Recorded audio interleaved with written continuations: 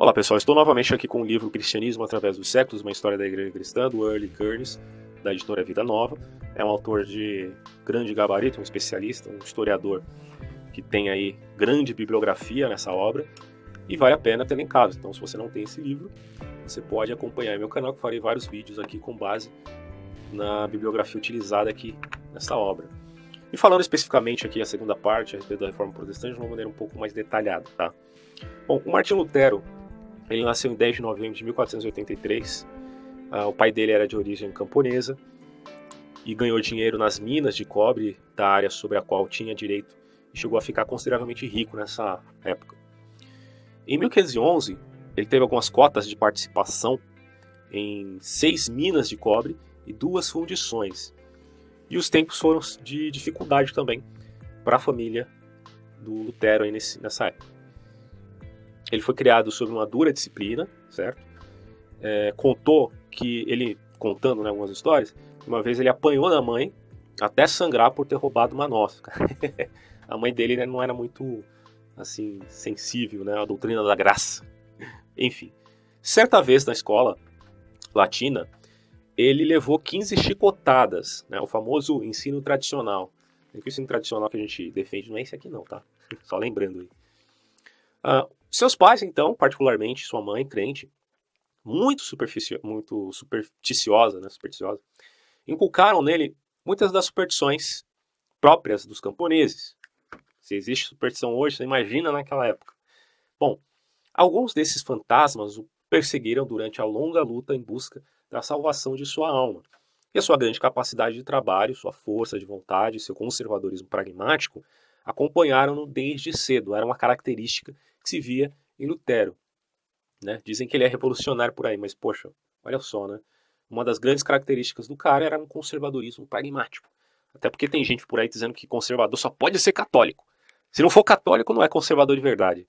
Engraçado que o Edmund Burke, né, que é um grande teórico do conservadorismo, talvez o mais importante, não era católico. Então ele não era conservador também, né? Bom, enfim. Após um breve período numa escola dos Irmãos da Vida, Lutero foi mandado para uma outra escola, ficando aí de 1498 até 1501. Era sustentado por amigos bondosos, entre os quais estava Úrsula Cotta. Eu vou pular algumas coisas aqui porque são informações meio irrelevantes, né?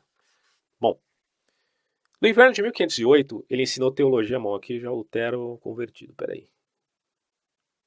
Em 1501, já na universidade, ele começou a estudar a filosofia de Aristóteles sob a influência de professores que seguiam as ideias nominalistas de Guilherme de Ockham. Esse aqui é um elemento importante aqui para a gente compreender um pouco das influências do Lutero. Parece que o nominalismo aqui teve um caráter de influência nele.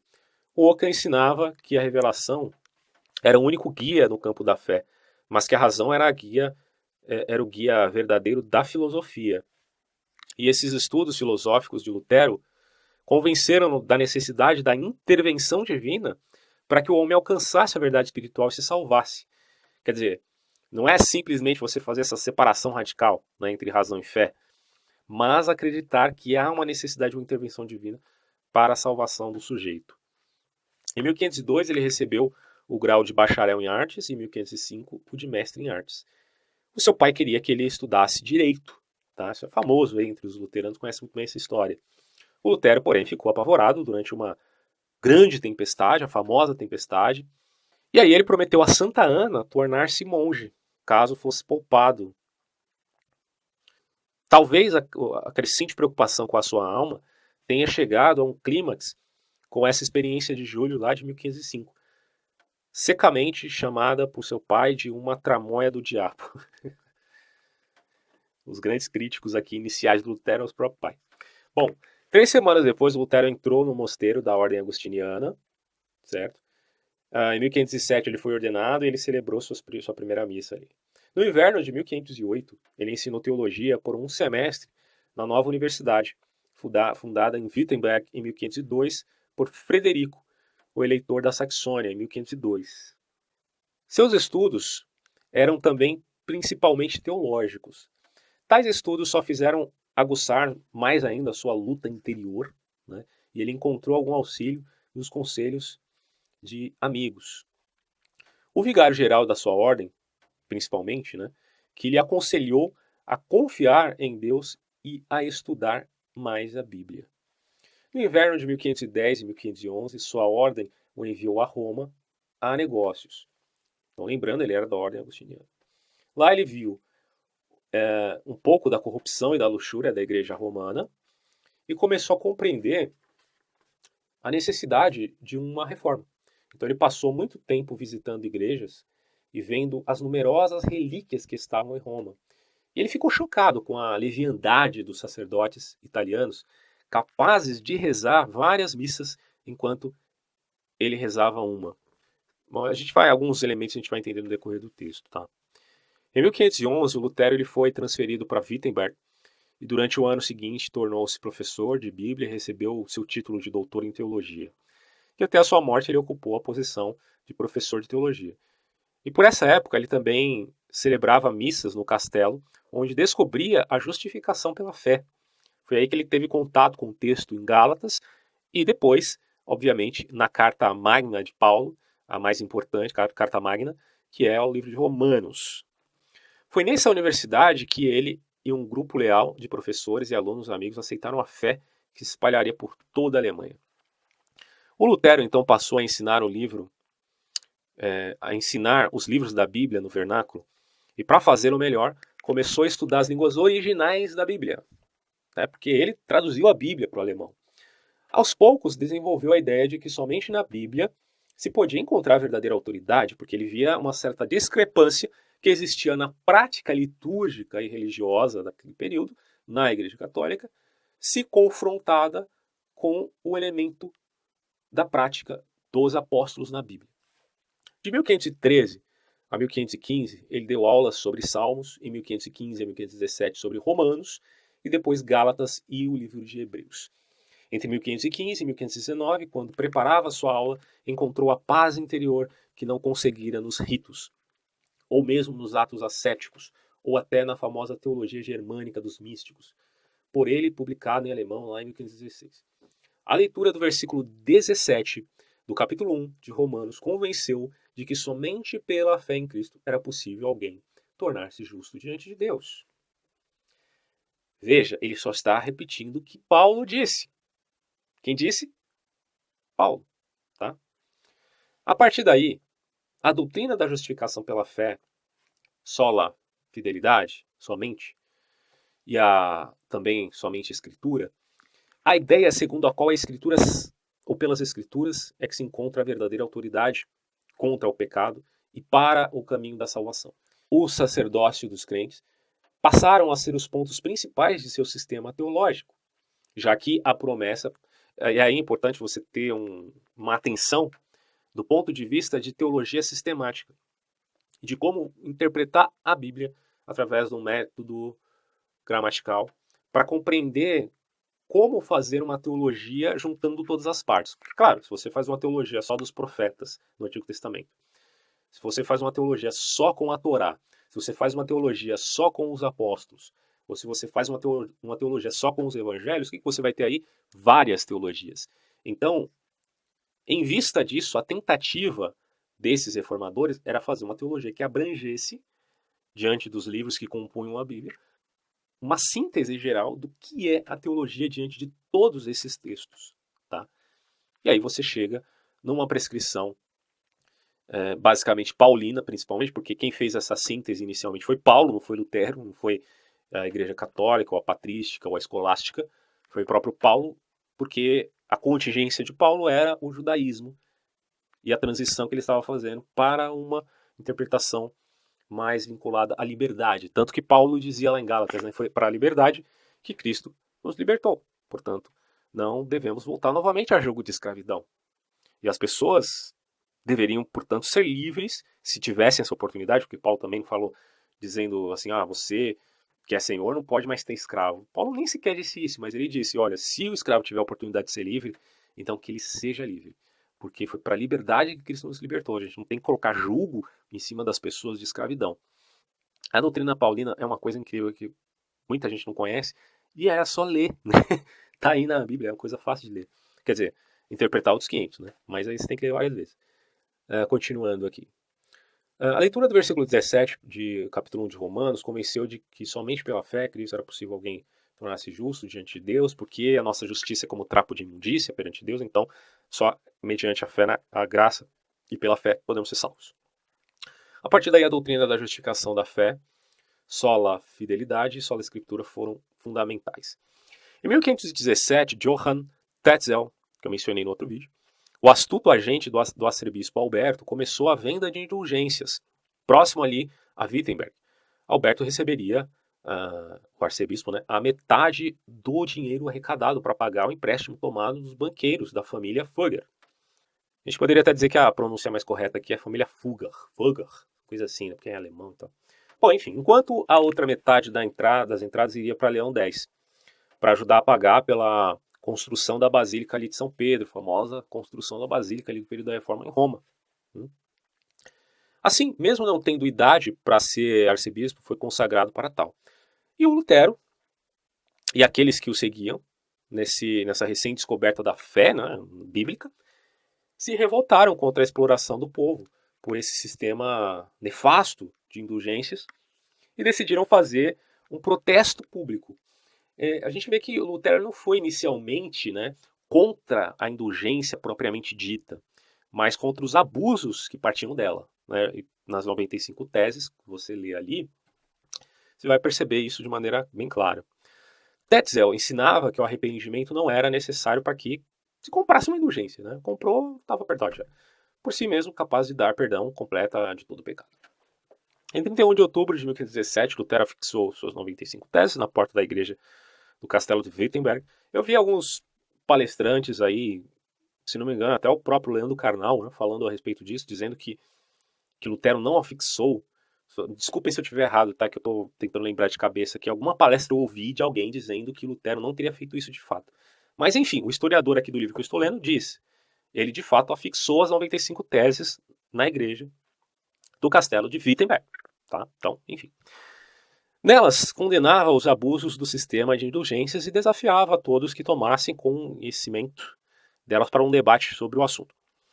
Uma leitura das 95 teses revela que Lutero estava apenas criticando os abusos do sistema das indulgências na intenção de reformá-lo. Né? Aí é o que eu estava falando aqui. Né? Entretanto, em 1518 e 1521, ele foi forçado a admitir uma real ruptura com o sistema romano como a única alternativa para se chegar a uma reforma que significasse realmente uma volta do ideal da igreja revelada, das escrituras. Então a tradução para o alemão e a impressão das teses divulgaram rapidamente as ideias do Lutero. A imprensa foi importantíssima também na reforma. Eu falei de alguns motivos da reforma no dia anterior. Você teve o elemento político, o elemento intelectual do renascentismo, o aspecto econômico. Tudo isso foi muito importante. A imprensa também, né? É um outro detalhe que também tem que ser colocado de maneira aqui geral no porquê que a reforma funcionou, né? Funcionou assim, né? De realmente ter tido uma progressão diferentemente das anteriores, tidas aí como pré-reformas. Outro aspecto importante também, claro, é o religioso, que é o que está sendo destacado aqui. Lembrando, não é só o elemento religioso, mas o elemento religioso é o pano de fundo da reforma protestante. Eu já vi pessoas muito boas até falando que a reforma protestante teve sua essência em outras intenções. Mas, gente, olha, a maioria dos historiadores, pelo menos os que eu consultei, esse aqui, você percebe que ele não é tendencioso, tá? Eu não sei qual que é a profissão de fé dele, mas ele, cara, ele elogia bastante, inclusive, a Igreja Católica, ele não é nada tendencioso. Ele vai dizer, olha, o pano de fundo da reforma foi, primeiro, a sinceridade dos pré-reformadores. E depois, no momento em que surge Lutero e remonta essas questões, o pano de fundo é religioso. Inevitavelmente, a essência da reforma é essa. Queira você, goste você ou não. Tá? Até porque, quando você olha por este ponto de vista, por esse prisma, você vai ver que Lutero tinha razão em termos de exegese e hermenêutica bíblica, se você comparar com o tempo dele. Bom, a ruptura com Roma. Foram publicadas as teses, Tetzel procurou usar toda a força da ordem dominicana para silenciar os dominicanos contra os agostinianos, né? Silenciar o Lutero, que encontrou apoio na ordem agostiniana, obviamente. E foi esse conflito nos primeiros anos da Reforma que deu origem a tola acusação dos racionalistas de que ela era apenas uma briga de monges, que a gente sabe que não é. O Lutero foi obrigado a debater o problema perante os membros de sua ordem em Heidelberg, em 1518, mas pouco resultou desse debate, a não ser a ampliação do círculo daqueles que tinham aceitado as suas ideias, incluindo vários autores importantes. Um aliado valioso que mais tarde suplementaria com sua argumentação moderada a audácia de Lutero, chegou a Wittenberg para ensinar grego em 1518. Aos 21 anos, Philipp Melanchthon, que nasceu em 1497 e morreu em 1560, já conhecia bem a língua clássica e o hebraico. Enquanto Lutero foi a grande voz profética, Melanchthon foi o teólogo da Reforma. Ele e outros da faculdade de Wittenberg defenderam lealmente as opiniões de Lutero. No ano de 1518, Lutero ele dizia que, para ele, a única autoridade no debate que se aproximava não seria nem o Papa nem a Igreja, mas a Bíblia. Não fosse, porém, a ajuda de Frederico, o eleitor da Saxônia, um dos que elegiam o imperador do Sacro Império. Ele teria fracassado diante dos dominicanos. Então, quando Lutero foi intimado a comparecer perante a Dieta de Augsburgo, em 1518, o Frederico prometeu dar todo o seu significativo apoio ao bravo reformador. Então, aí você tem esse apoio que muitos acusam aí Lutero também de, portanto, tendo esse apoio, ter outras intenções que não o elemento religioso. Eu vou pular um pouquinho aqui alguns pontos. Nesse tempo difícil, período de maio de 1521 e março de 1522, Melanchthon não perdeu tempo. Sua pequena obra sobre a teologia dos reformadores de Wittenberg saiu em 1521. E esse livro, escrito em latim, foi o primeiro tratado teológico da Reforma, tendo alcançado inúmeras edições durante a vida do autor, fazendo dele o teólogo do movimento luterano, como a gente já viu aqui. Melanchthon rejeitava a autoridade da Igreja Romana, dos pais da lei canônica e dos escolásticos, colocava sobre todos esses a Bíblia como autoridade final para os cristãos, tendo como compreensão, imagino, um raciocínio do tipo, olha, você não pode olhar para o cristianismo como sendo uma evolução de caráter moral ou teológico. Porque se o cristianismo parte de uma revelação, e essa revelação foi dada pelo próprio Filho de Deus, afinal de contas, era o próprio Logos que estava ali no primeiro século, né, dentro dessa prescrição cristã, o que este Logos ensinou para os apóstolos, e o que os apóstolos receberam diretamente do Espírito Santo, e a própria doutrina paulina, que conseguiu sintetizar de maneira mais adequada o judaísmo com outros elementos de filosofias da época, como o estoicismo e platonismo, bom, você já tem aí uma definição clara do que realmente representava o ensino cristão. Você já tinha uma doutrina, e essa doutrina teria que ser preservada. Se posteriormente a ela nasce uma outra coisa, que por mais sofisticada que seja, contrarie a primeira, então o que você tem aí é um conflito. Em termos de conflito, você fica então com a autoridade máxima, que é a escritura dos apóstolos que foram escolhidos pelo próprio Logos de Deus. Esse era mais ou menos o raciocínio aqui do Melanchthon, tá? O Lutero, que reconheceu... É claro que quando a gente pensa lá na igreja primitiva, você tem um elemento escatológico muito forte, que inevitavelmente foi perdido simplesmente pelo fato de que não ocorreu nada, né? Mas isso também carece de uma interpretação do que significava, até porque das palavras de Jesus, né? Só Deus sabe quando é o final. Então ainda esse caráter escatológico se manteria por todas as igrejas, em todas as gerações, porque era um elemento importante para aquela igreja primeva, uma vez que é a partir daí que Jesus disse, vigiai. Né? Por que você vai vigiar? Porque você vai morrer? Não, porque pode ser que o Filho do Homem venha a qualquer momento. Então essa sombra do Filho do Homem, que a gente sabe que é um linguajar aí apocalíptico, mas que remonta à pessoa do próprio Jesus, estaria presente em todas as gerações, tá? O que mais que a gente pode dizer aqui? Lutero, que reconheceu ser ousado e violento... Deixa eu só voltar aqui um pouquinho. Bom, é Deus que deve iniciar a obra de salvação, diria ele, a qual o indivíduo recebe a fé em Cristo. Lutero, que reconheceu ser ousado e violento, quando Melanchthon se mostrava pacífico e gentil. Isso aqui é bem interessante porque as pessoas acham que você sempre tem que ser igual a todo mundo, né? Ah, se fulano de tal é conservador e ele fala assim, os gestos dele são esses, ele grita e tal, você tem que ser igualzinho a ele. Mas peraí, gente. São pessoas diferentes. Cada um tem que ser usado de acordo com um talento que possua. Você acha que todo mundo tem que ser igual? Todo mundo tem que gritar, todo mundo tem que xingar, todo mundo tem que fazer desse jeito? Aqui a gente percebe uma diferença de temperamento que foi, digamos assim, importantíssima para esse movimento da reforma. Lutero era um cara mais dado à agressão, mais ousado, mais violento. Melanchthon era um sujeito mais pacífico. Simplesmente é uma questão de temperamento. O cara não é obrigado a ser diferente do que ele é realmente. Ele não precisa negar a si mesmo nesse sentido, né, de temperamento. É só um respaldo aqui que eu acho importante dizer. O Melanchthon também fundou o sistema escolar alemão desde as escolas das vilas e até as universidades. Ele foi responsável pela Confissão de Augsburgo. Esse pacífico erudito foi companheiro e amigo de Lutero durante 30 anos. Pois bem. Bom, Lutero se tornou um herói nacional, tido em alta conta tanto por príncipes quanto por camponeses, humanistas e senhores, e o seu comportamento, entretanto, nos anos seguintes afastou alguns daqueles que o tinham seguido tão prontamente no começo. Então houve rompimentos aqui de amizades. Ao tempo em que estava em Waldburg, Nikolaus Storch e Marcus Stubner, conhecidos como profetas, apareceram em Wittenberg e começaram a pregar ideias similares a algumas ideias dos anabatistas, que era um grupo mais radical, em via de trazer um cristianismo mais puro, sem a institucionalidade romana e qualquer outra que viesse a existir. Esses dois sujeitos ensinavam que o reino de Deus irromperia brevemente na Terra e que seus seguidores teriam revelações especiais. Nada muito novo, né? Quer dizer, é uma coisa muito velha que ainda acontece hoje em dia. Você vai na esquina da sua casa, deve ter uma igrejinha lá onde o sujeito possa falar uma coisa desse tipo. Até que não, né? Mas se você pega essas igrejas mais históricas, mesmo pentecostais, eles já tem um regramento ali.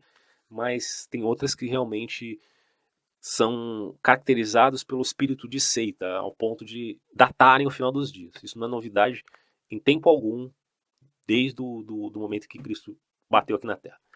Ou até antes, quem sabe. Enfim.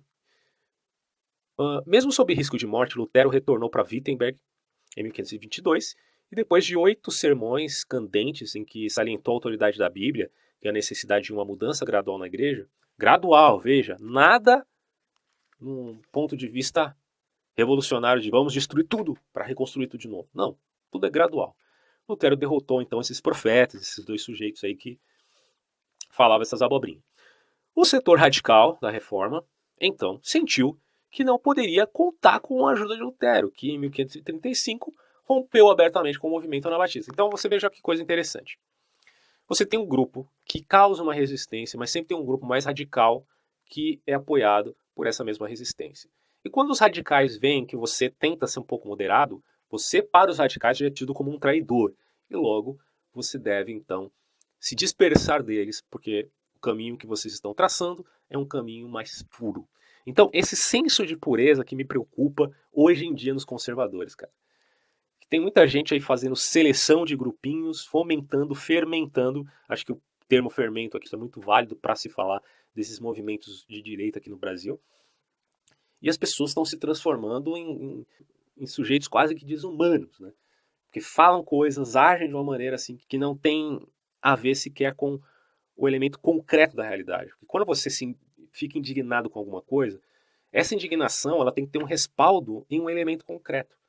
Estou vendo uma pessoa sendo estuprada, estou indignado com o estuprador, porque o que ele está fazendo está diante dos meus olhos ali, ou já fez, enfim, é um elemento concreto e eu tenho todo o direito do mundo de ficar indignado. Agora, se sua indignação simplesmente surge do nada, né? Como comigo, né? Esse dia eu fui visitar um canal católico ali, comentar, fazer minhas coisas, porque eu posso discordar, ninguém me proibiu de discordar, afinal de contas, né? A gente ainda pode discordar, a gente não vive mais na Inquisição, né? Aí o sujeito me tratou como um esquerdopata, diria, né? Ao ponto de me xingar com um xingamento pior do que aquele do Maestro Boggs em relação ao Dano Moro. O cara literalmente falou coisas ali que são inomináveis aqui, não posso nem pronunciar, impronunciáveis, né?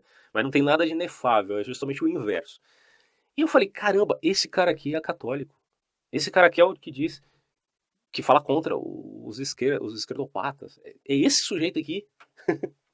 Aí eu fiquei naquela, tá, eu vou ignorar ele e vou continuar discutindo, né, com o pessoal que realmente leva a sério uma discussão. Porque, gente, quando a gente vai falar de questões relativas à história, questões relativas à religião, são 2000 anos. Então, a gente precisa de bibliografia, precisa de preparo. E muitas vezes a bibliografia que eu tenho, os livros que eu li, não são os mesmos que você leu. Você leu outros.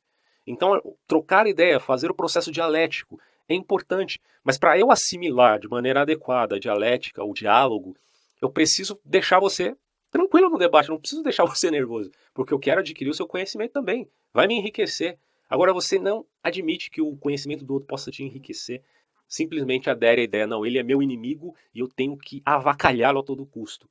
Somente retórica, nada de analítica, nada de profundidade no tema, nada, só retórica, só militância. Então, pra que isso? Quer dizer, é a pedagogia da ofensa. Que porra de pedagogia da ofensa, meu Deus do céu. Quer dizer, por conta dessa justificativa da pedagogia da ofensa, vocês acham que diante de Deus está tudo validado? Não tem problema nenhum? Quando vocês estão provocando ou fazendo injustiça, assim? Eu sou um cara muito de boa, cara, porque eu brinco às vezes com meus amigos e tal, a gente xinga um ao outro, isso é normal acontecer. Mas quando o cara se nega terminantemente a discutir um assunto de maneira assim, como uma pessoa adulta, amadurecida, né? De dizer, olha, o que você falou aqui tem de fato respaldo, e você me mostrou uma bibliografia, então eu vou ler isso daí que você está falando, vou... Sabe, de boa, cara, não precisa nivelar o discurso por suas paixões. Eu não faço isso, né?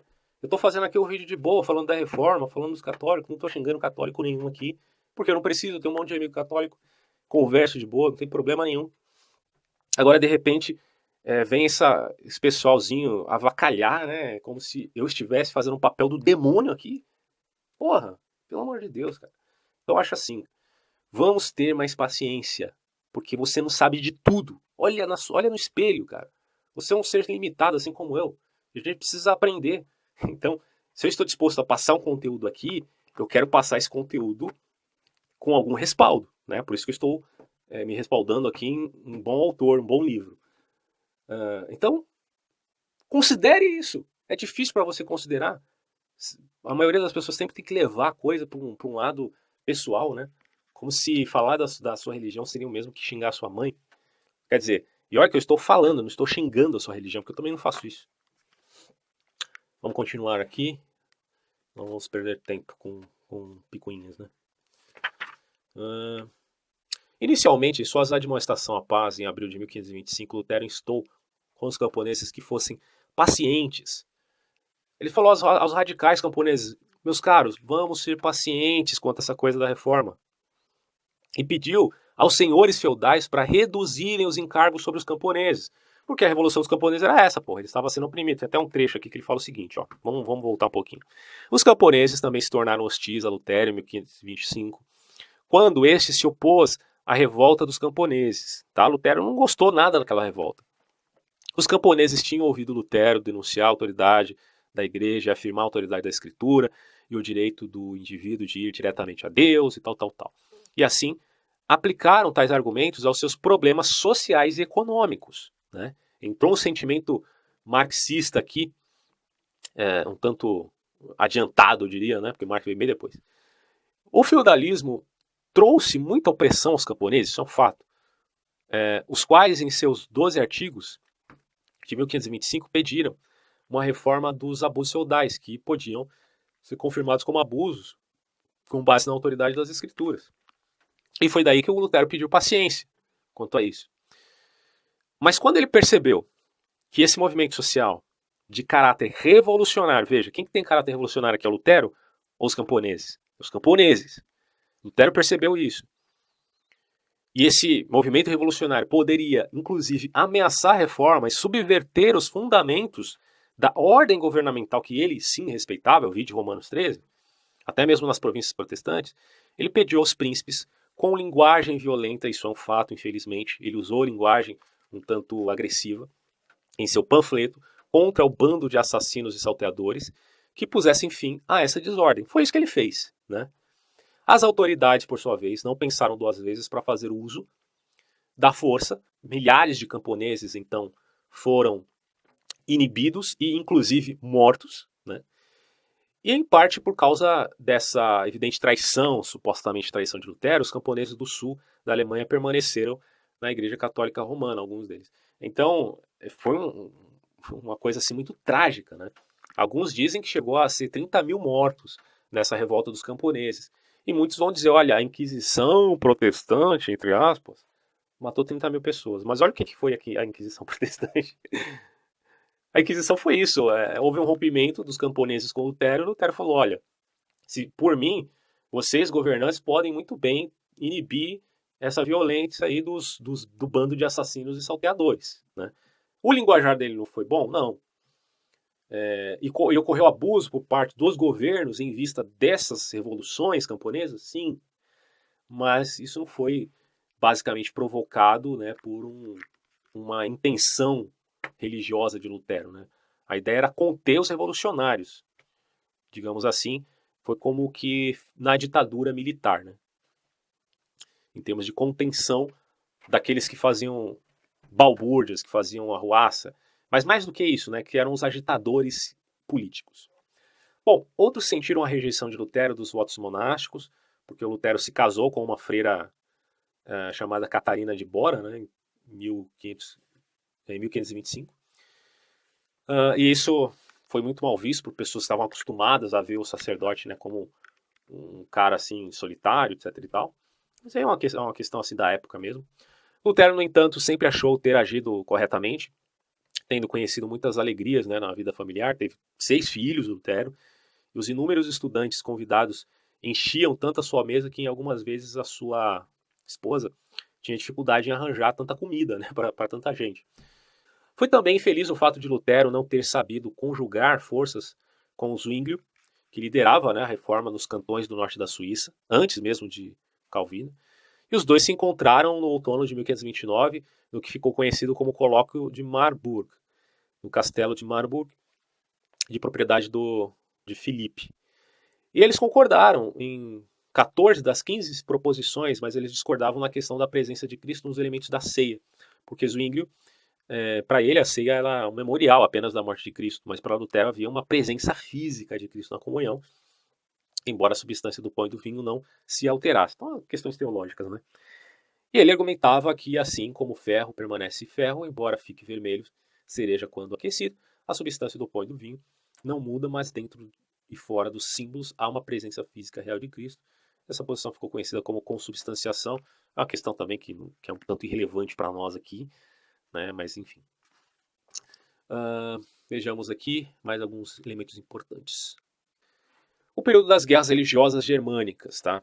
Os príncipes protestantes decidiram se organizar para a defesa mútua e formaram a Liga em princípios de 1531. Se necessário, até a força das armas seria empregada na defesa da sua fé. O imperador, porém, estava envolvido nas guerras contra os turcos e os franceses lá em 1532 até 1542. E a Liga Protestante não teve com quem lutar, né? Ainda bem. Assim, o luteranismo fez grandes progressos no norte da Alemanha em 1535 e foram estabelecidas normas luteranas de ordenação. E era o rompimento eclesiástico com a hierarquia romana. Os últimos anos de Lutero foram tumultuados por causa da bigamia de Filipe, né, de Hesse, porque um dos seus sustentadores era o próprio Filipe. E ele se casou com Margaret von Der em 1540, sem a formalização do divórcio da primeira esposa. E Lutero meio que não falou nada, ele contemporaneizou nessa questão, consentiu com o casamento, aconselhando sigilo, né, do matrimônio, e aí, enfim, né, gera uma certa repercussão. Em 1546, o reformador morreu, o Lutero, ficando com Melanchthon a liderança do movimento luterano. Finalmente, o imperador estava livre para lutar contra os protestantes, aí sim. Eu pulei algumas partes aqui, então talvez vocês estranhem essa questão da luta, mas é que não dá para falar tudo, né, gente? Eu posso citar aqui, deixa eu ver, que ele diz aqui antes o seguinte, né, que em 1535, na faculdade de Wittenberg, começou a examinar a ordem e ordenar candidatos, o Lutero. E o movimento luterano fez um rápido progresso no norte da Alemanha, a despeito das oposições armadas do imperador e dos príncipes católicos. Então, você tem ali uma guerra religiosa que poderia ser feita também através de armas. Bom, então finalmente o imperador estava livre para lutar contra os protestantes alemães. As chamadas guerras chimalcádicas, me perdoe a pronúncia aqui, mas é um termo, né? Que as guerras eram chamadas de chimalcádicas, que ocuparam o período da história germânica de 1546 até 1552. E a luta se findou com a paz de Augsburgo, 1555. O acordo deu ao luteranismo igualdade legal com o catolicismo romano na Alemanha, e ao príncipe cabia determinar a religião em seu território, mas aos dissidentes seria dado o direito de emigrar, se quisesse. E se o líder católico se tornasse protestante, seria de deixar o cargo, tá? Porque aí também, né, ele não ia exigir que a sua população se tornasse protestante, caso ele o fizesse. Uma coisa interessante, né, porque quando você volta ali para a igreja dos primeiros pais, principalmente Inácio, você vai perceber que há um elemento muito característico quanto a que as igrejas eram locais e não eram centralizadas em uma só, como em Roma. Esse é um elemento assim, importante de se falar, porque tem muito católico que diz o contrário. Né? Isso se confirma aqui, só para vocês terem uma ideia, Inácio, que viveu entre o século I e II, o autor vai dizer o seguinte: o Inácio, que era o pai da igreja, dá ainda muita ênfase na obediência ao bispo, como forma de manter a uniformidade e evitar o avanço da heresia, beleza? E há muitas evidências nessas cartas de que, nessa época, entre o primeiro e o segundo século, um dos presbíteros em cada igreja tinha se tornado um bispo monárquico. Ele era visto como se fosse um rei, um anjo da igreja, como é dito lá em Apocalipse, que é mais ou menos dessa época, ao qual os outros presbíteros deviam obedecer, certo? E o Inácio compara, então, a obediência dos presbíteros ao bispo como uma harmonia das cordas de uma harpa e tal. E exorta todos os cristãos a obedecerem ao bispo monárquico e ao presbítero. Você vai falar, pô, isso é muito católico. Mas calma, olha só. Ele é o primeiro a contrastar o ofício do bispo ao do presbítero e a subordinar os presbíteros ao ancião, ao bispo monárquico, e aos membros da igreja a ambos. Então, segundo ele, a hierarquia da autoridade na igreja é bispo, presbítero e diácono. O Inácio, entretanto, não exalta o bispo de Roma em momento algum como superior aos outros bispos. Mesmo tendo sido o primeiro a usar a palavra católico, porque é ele que utiliza esse termo, ele não diz que há uma centralização em Roma. A única superioridade é a do bispo monarca sobre o presbítero, dentro de uma igreja local, como era no período apostólico. As igrejas eram locais. Inácio acreditava que sem essa ordem tripla não há igreja, de maneira alguma. É importante salientar, claro, que embora haja diferenças de doutrinas, quanto se você pega uma doutrina mais neoplatônica, com Orígenes, uma doutrina mais, digamos assim, estoica, né, em Tertuliano, ou uma doutrina mais vinculada a uma perspectiva da escola de Antioquia, como Irineu, você vai ver que há algumas diferenças. Mas todos eles tinham, obviamente, uma essência ortodoxa ali a defender. Então, quando você olha para o mundo de hoje, os caras criticam, tem muita igreja evangélica, muita seita, né? Realmente, muitas, e cada esquina deve ter umas 3, 4. Eu acho que nesse ponto existe de fato um abuso. No entanto, se você pega um arcabouço geral das igrejas protestantes, por mais que elas se diferenciem com ênfase em outro ponto, elas têm uma similaridade doutrinária ali que a gente pode dizer são igrejas irmãs. Isso é constatável, não é difícil de constatar. Mas aí fica a questão de discussão, né? Não vou querer ficar defendendo também essa multidão de igrejas que existe por aí. Bom, vamos lá, vamos continuar aqui. Além de estimular Melanchthon a criar um sistema universal de educação elementar, acho que isso aqui é importantíssimo falar, gente. Vou até que vou voltar um pouquinho. É significativo que a paz de Augsburgo transformou o príncipe numa forma decisiva, né, nos negócios religiosos da igreja.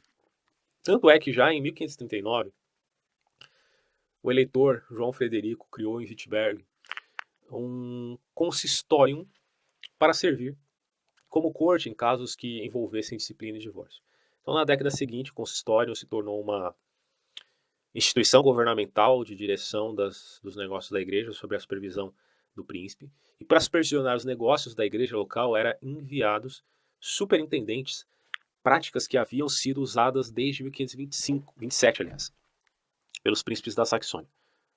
O Lutero cria na ordem chegando a escrever que, embora o Estado não tivesse o direito de interferir na vida da pessoa, na questão de sua salvação, claro, Deus deu ao Estado a espada para manter a ordem.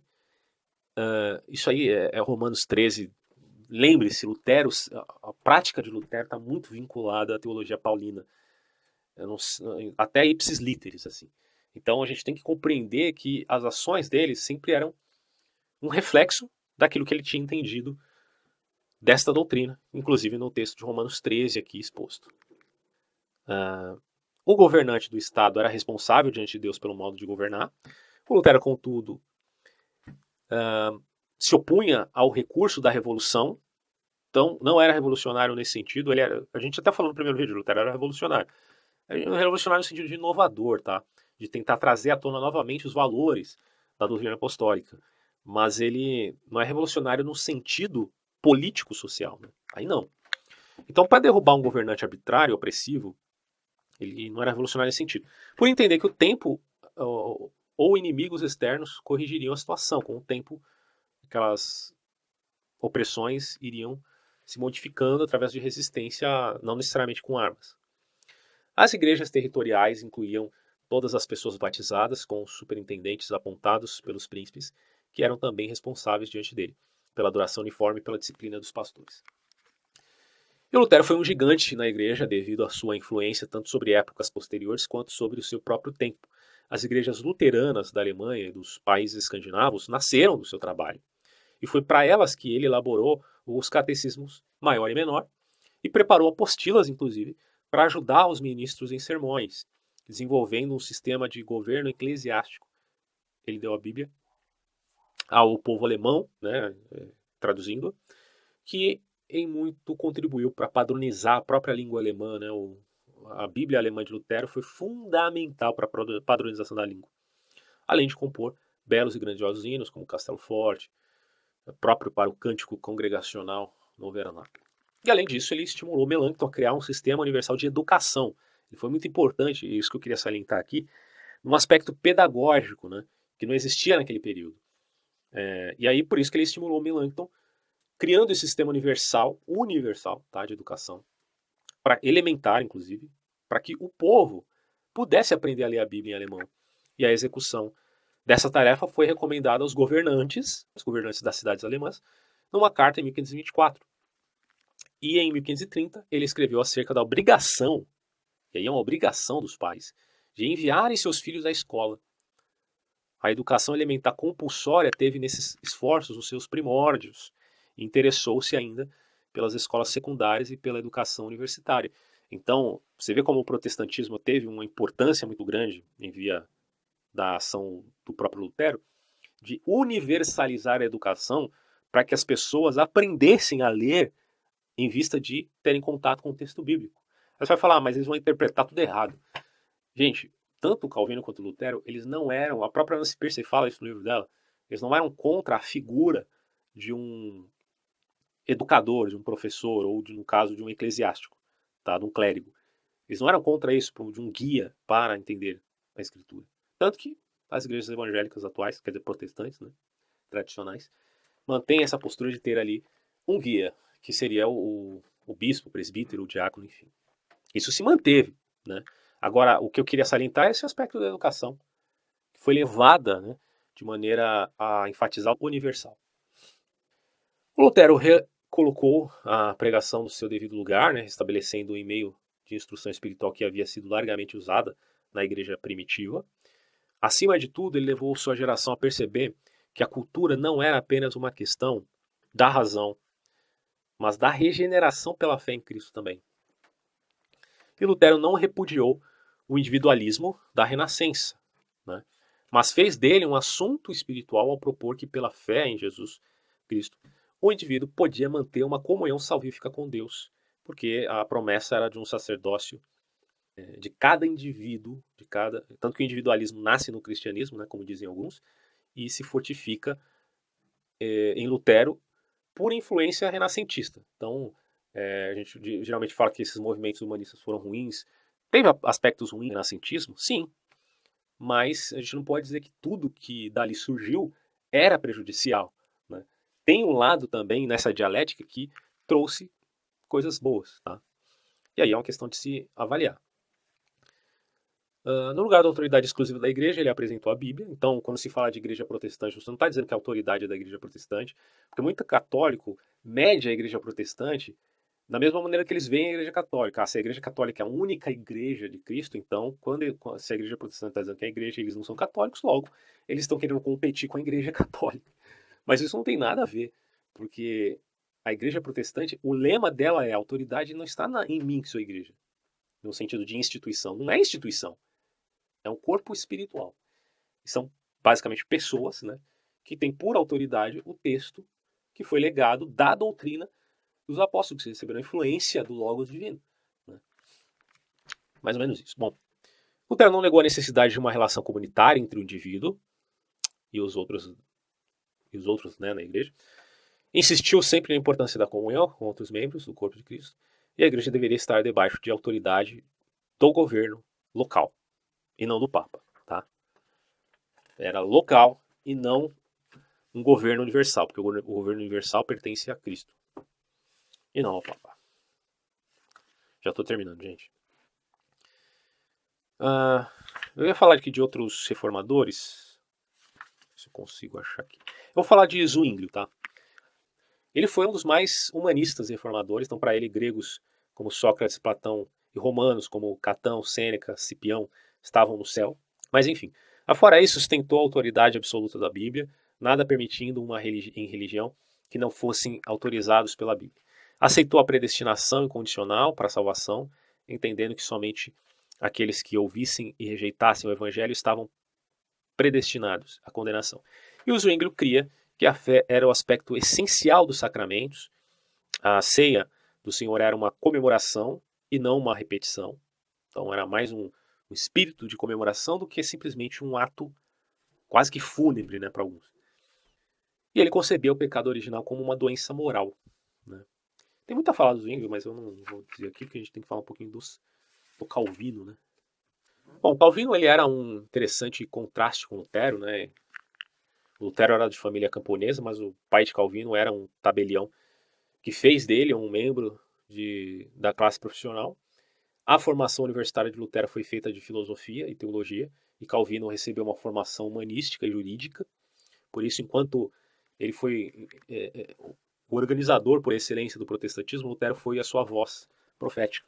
O Lutero era fisicamente muito forte, né? Enquanto Calvino teve de enfrentar vários problemas de saúde, o cara meio magrinho, né? Durante todo o seu período de trabalho em Genebra, ele teve esse problema de doença, tanto que ele casou com a mulher só para que a mulher cuidasse dele. O Lutero amava o lar e a família, ao passo que Calvino preferiu o estudo solitário. Lutero vivia numa Alemanha monárquica, esperava o apoio dos aristocratas e dos príncipes. Calvino numa Suíça republicana, interessava-se mais pelo desenvolvimento de uma igreja governada representativamente. Lutero e Calvino defendiam, tanto teologicamente quanto pessoalmente, os conceitos ali relativos à Bíblia. Lutero enfatizava a pregação, Calvino preocupava-se com a formulação de um sistema formal da teologia, e ambos aceitaram a autoridade da Bíblia, só que a ênfase maior de Lutero era na justificação pela fé, enquanto que Calvino enfatizava mais o aspecto da soberania de Deus. Lutero interpretava a consubstanciação como melhor teologia para a ceia do Senhor, e Calvino negava a presença física de Cristo, aceitando apenas a presença espiritual de Cristo pela fé no coração dos participantes. Lutero só rejeitava o que a Bíblia não aprovava. Mas Calvino rejeitava tudo do passado que não pudesse ser provado pela Bíblia. Mais radical. E Lutero aceitava a predestinação dos eleitos, mas se preocupava muito pouco com a eleição para a condenação. Calvino, por sua vez, defendia a eleição dupla para a salvação e para a condenação baseada na vontade de Deus, e rejeitou qualquer concepção de salvação como fruto do mérito do eleito, da presciência de Deus, no sentido de que Deus elegia para a salvação aqueles que ele sabia de antemão que creriam. Tanto que quando você se volta para o calvinismo, você não tem livre-arbítrio, tá? Que você tenha livre agência. Esse é um elemento muito importante para se compreender, até porque em vista de uma predestinação. O homem não tem livre-arbítrio, né? Se a gente for pensar bem. Mas ele tem livre agência em termos de escolhas morais, tá? Diria. Cara, tem muita coisa para falar, mas o vídeo já tá grande, eu já vou terminar por aqui. Só uma coisa que eu queria destacar para não esquecer, porque eu percebi na leitura essa parte do livro, da reforma e da contra-reforma. Eu falei pouco da contra-reforma, depois eu posso fazer um outro vídeo sobre isso.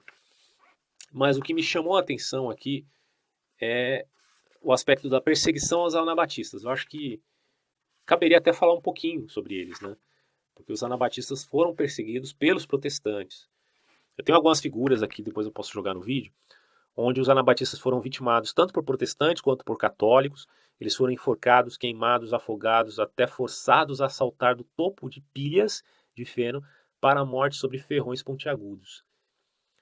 E morte por afogamento também ocorria ali com mulheres, né, principalmente tidas ali como bruxas. Foram perseguidas tanto por católicos como por protestantes.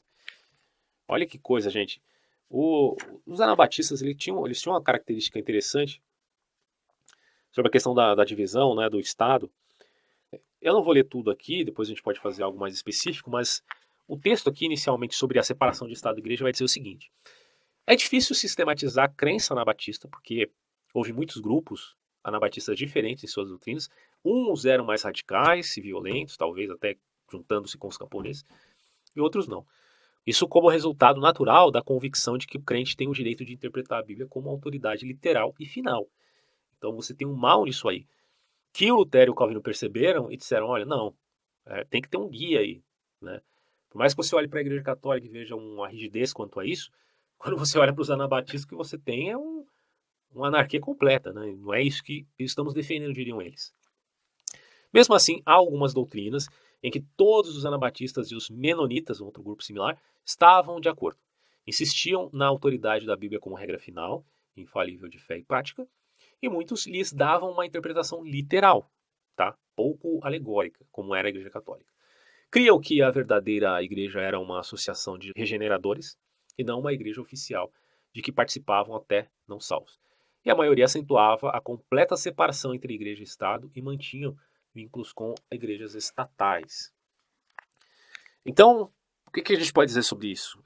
O que dá para entender é que existiam anabatistas que eram pessoas boas e outras que, infelizmente, eram fundamentalistas radicais, né? Ele até diz aqui que os anabatistas exerceram uma atração especial sobre os artesãos, os camponeses, não alcançados, né, pela reforma. E esse fato relacionado à tendência natural à interpretação literal da Bíblia, pelas pessoas iletradas, inclusive, levou-os a excessos místicos que trouxeram, digamos assim, esquisitices. Os duros tempos do século XVI fizeram com que muitos pobres aceitassem a consolação que encontravam na ideia dos anabatistas. Os anabatistas não foram os bolcheviques da reforma, tá? Importante dizer isso, nem integravam toda a ala esquerda, entre aspas, dos fanáticos visionários, tá? Esses fanáticos visionários representavam outro grupo que fazia aí essa tentativa de revolução bolchevique, entre aspas. Eles eram apenas humildes crentes da Bíblia, alguns dos quais enganados, né, por líderes ignorantes, que interpretavam a Bíblia a seu bel prazer. Nem os menonitas, nem os batistas devem se envergonhar de colocá-los entre os seus predecessores espirituais. Seu conceito de igrejas livres influenciou os puritanos, separatistas, batistas e quáqueres. E eles foram, assim, grandemente perseguidos. Perseguição na Suíça pelo calvinismo, né, pelos protestantes, pelos católicos. Então, fica aí, vou finalizar por aqui.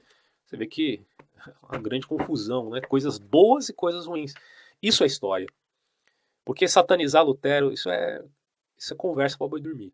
Santificá-lo é a mesma coisa. Não dá para você. E isso não é só com Lutero, isso é com outras pessoas também. Tem muita gente que diz que Santo Tomás de Aquino é intocável, que se você não pode falar mal dele.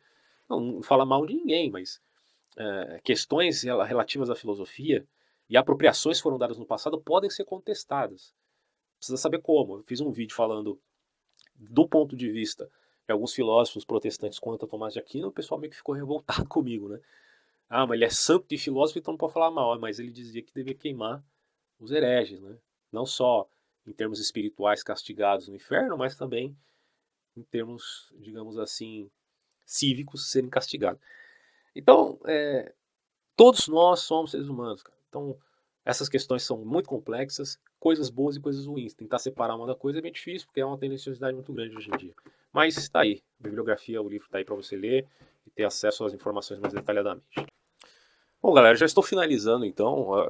Queria deixar um adendo aqui importante referente à interpretação de Agostinho quanto à pedra lá de Mateus 16, 18, porque é um tema que gera muitas discussões entre católicos e protestantes no decorrer aí do século, né? Principalmente após, obviamente, a Reforma Protestante.